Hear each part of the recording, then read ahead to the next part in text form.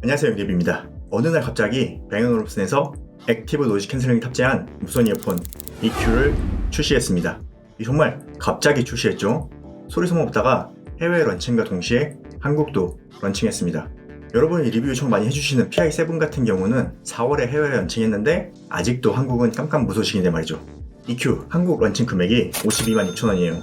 공구장 유럽 기준으로는 저렴한데 미국 기준으로는 살짝 높게 책정이 되었더라고요.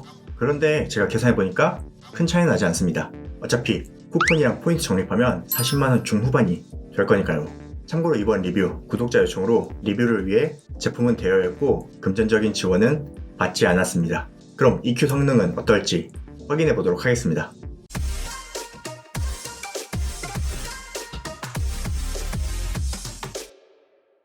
EQ 박스입니다. 기존 E8 박스보다 많이 작아졌어요. 그리고 E8에서 사용하던 가죽 재질 케이스가 아닌 알루미늄을 사용한 케이스로 바뀌었습니다. 뱅앤올uf슨답게 로고와 마감이 정말 깔끔합니다. 바닥은 고무 재질로 만들어서 흠집 방지 및 미끄러지지 않도록 처리했습니다. 케이스 크기는 많이 길어지긴 했어요. 케이스를 열어보면 내부는 플라스틱인데 코팅을 두껍게 해놔서 고급스러우면서 이어폰을 보호하는 느낌을 물씬 줍니다. 뚜껑 안쪽도 동일하게 마감해놨어요. 이어버드는 전작보다 더 커졌습니다. 터치 버튼은 알루미늄 재질로 만들고 로고를 크게 인쇄해놨습니다. 착용했을 때 나 뱅앤올uf슨이야 하는 느낌이 강하게 나죠. 존재감을 위한 것인지 이어버드와 로고 크기가 큼지막합니다. 앞쪽으로 사출이 튀어나온 디자인인데 이건 뭘까 싶었는데 사용해보니까 케이스에서 뺄 때 손잡이 역할이더라고요. 케이스와 이어버드 자력이 강해서 잘 안 빠지는데 여기를 걸쳐서 탁 당기면 잘 떨어집니다. 제품의 고급스러움은 역시나 최고입니다. 52만원의 가격은 여기 있다고 봐도 될 정도예요. 제가 착용해 보겠습니다. 이 고가의 이어폰을 착용한 존재감이 아주 잘 나타나죠. 그리고 이 이어버드는 IP54 등급 방진 방수를 지원합니다. 참고로 방수는 4등급이에요.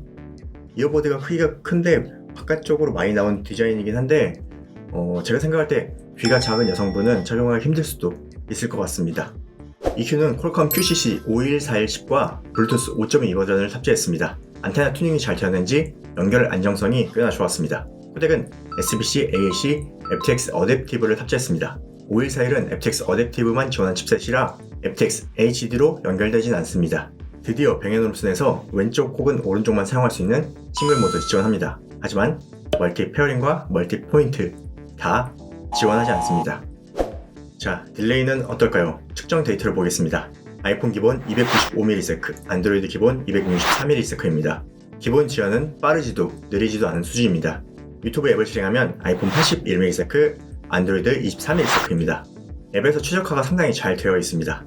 과연 FTX 어댑티브는 어떨까요? 무려 367ms로 지연 시간이 상당히 깁니다. 다행히 유튜브 앱에서는 116ms로 짧은 편입니다. 지난번에 FTX 어댑티브 설정이 따로 있는 건 아닌지 궁금해 하시던데 LDEC처럼 설정이 따로 있는 것은 아닙니다. 그냥 24비트 48kHz 고정입니다. 딜레이 관련 설정은 별도로 없더라고요. 이 퀄컴은 차세대 코덱으로 홍보하는데 이렇게 만들어 놓고 진짜 차세대 코덱 맞나요? 이거 해명이 좀 필요해 보이는데요. 자, 다음 구동시간은 이어폰 단독 ANC를 끄고 7.5시간, ANC를 켜고 6.5시간 사용할 수 있습니다. ANC를 켜고 끈 상태 차이가 많이 안 나네요. 케이스 충전을 포함하면 ANC를 켠 상태로 20시간 사용할 수 있다고 합니다. 충전 케이스 배터리 용량이 800mAh에서 340mAh로 많이 줄었네요. 통화 성능이 상당히 좋다고 하는데 어떨까요? 통화 녹음 들어보시죠. 네, 저는 지금 뱅앤올uf슨 EQ를 착용하고 통화하고 있습니다. 지금은 조용한 사무실 환경입니다. 네, 저는 지금 뱅앤올uf슨 EQ를 착용하고 통화하고 있습니다. 지금은 시끄러운 지하철 환경입니다. 조용한 곳에서 목소리 전달이 엄청나게 좋죠?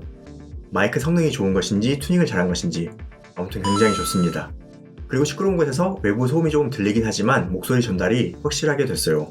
코로나로 재택근무 환경을 겨냥했는지 통화에 신경을 많이 썼네요. 뱅앤올uf슨 앱은 기존과 비슷합니다.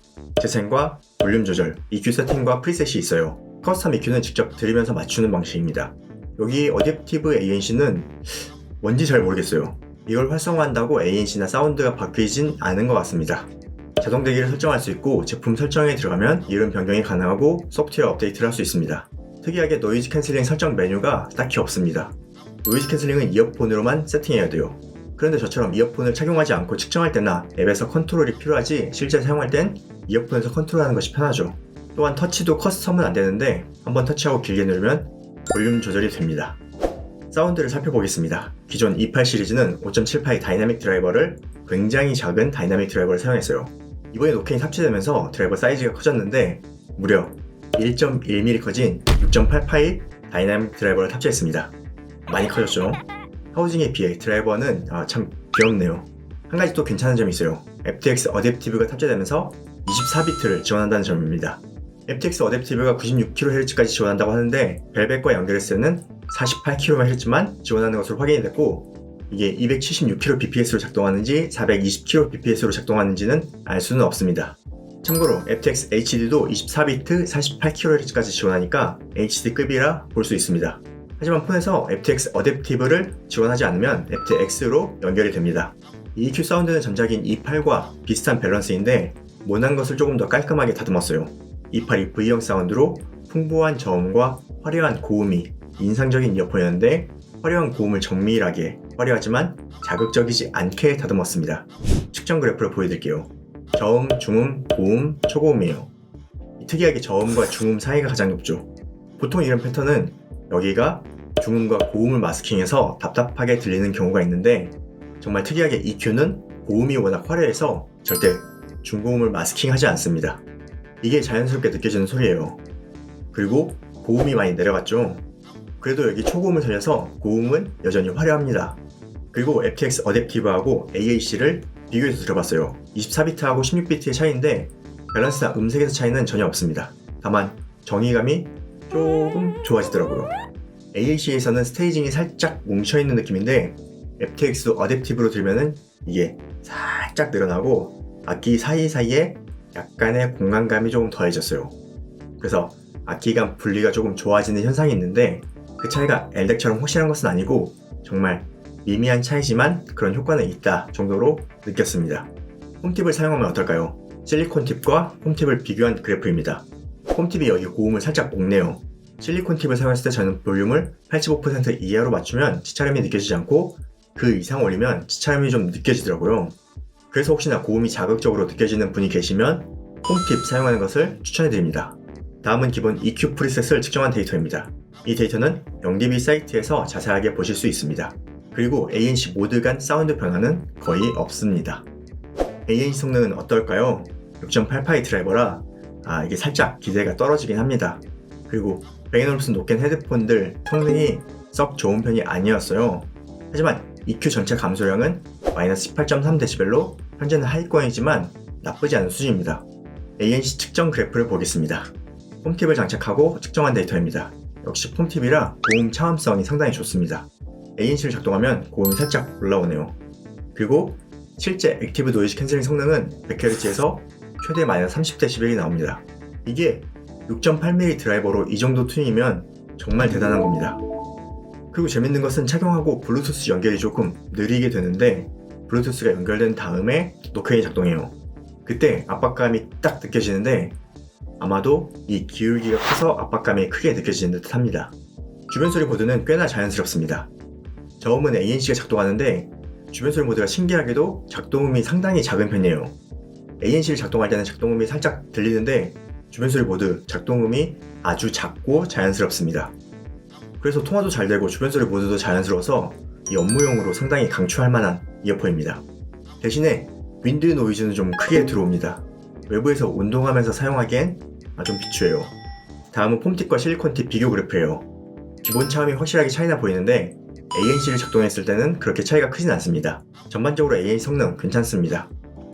Bang & Olufsen EQ를 살펴봤습니다. 가격이 현재 최고가예요. 그러기에 강한 존재감을 뿜고 있어요. 사운드는 기존 Bang & Olufsen의 화려한 고음 사운드를 좀 더 정리해서 담아냈고 ANC 성능은 생각보다 괜찮았어요. 기대감이 많이 적었거든요. 그리고 의외로 통화 성능이 매우 좋았고 주변 소리 모드가 좋아서 업무용, 통화용으로 사용하기에 매우 좋겠다는 생각이 들었습니다. 하지만 실외에서 운동용은 절대 아니에요.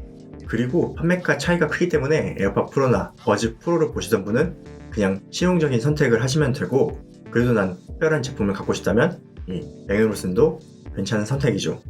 정가에서 살짝 할인 받으면 충분히 기존 제품에서 넘어가도 좋을 만한 제품입니다. 궁금한 점은 댓글 남겨주시고 영상 좋아요 꾹 부탁드려요. 그럼 전 다음 영상으로 찾아뵐게요. 고맙습니다.